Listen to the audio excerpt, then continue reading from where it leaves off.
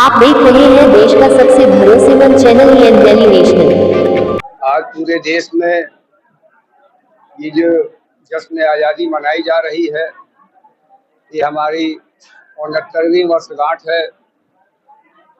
इस जश्न आज़ादी के पीछे एक बहुत लंबी कहानी है।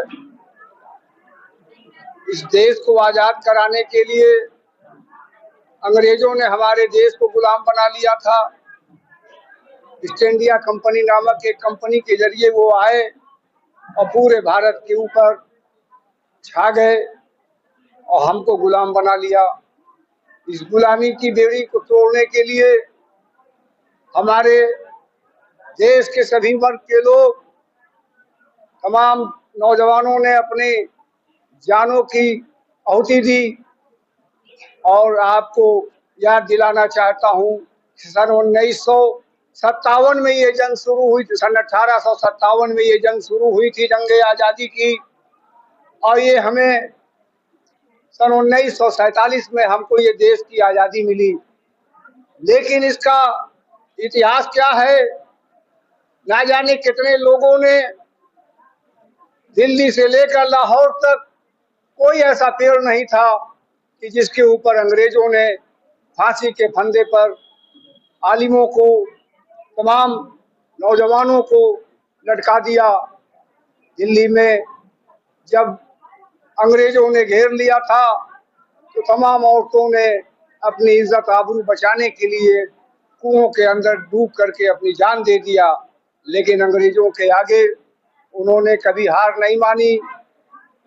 आखिरी बादशाह बहादुर शाह जफर, जिन्होंने अपने वतन के लिए अपने बेटों को कुर्बान कर दिया, अपने को कुर्बान कर दिया, रंगून की जेलों में उनको डाल दिया गया।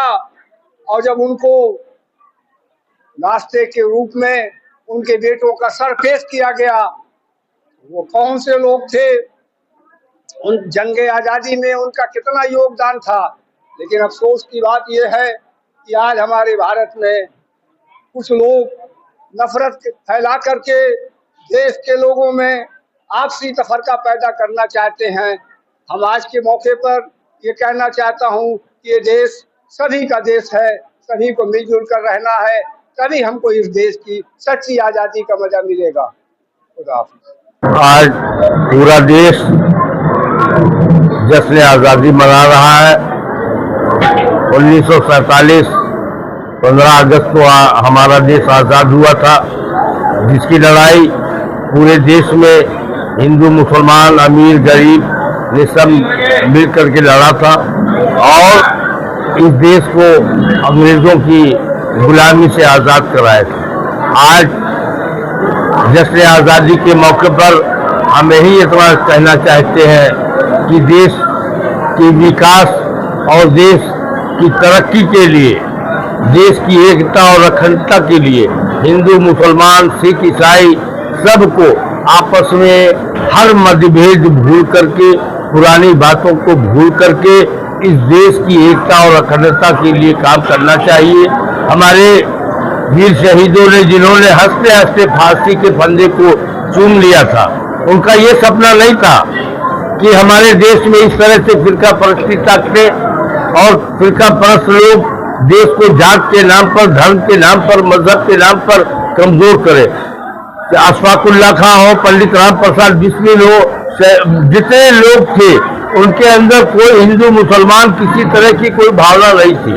आज हमें उन्हीं के जो आदर्श थे, अशफाकुल्लाह खां के और पंडित राम प्रसाद बिस्मिल के और तमाम चंद्रशेखर आजाद के, उनके आदर्शों पर चलते हुए आपस में मिलजुल करके काम करना चाहिए।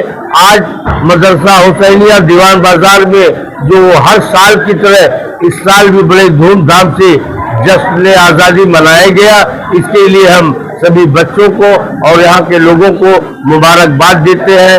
जय हिंद, जय भारत।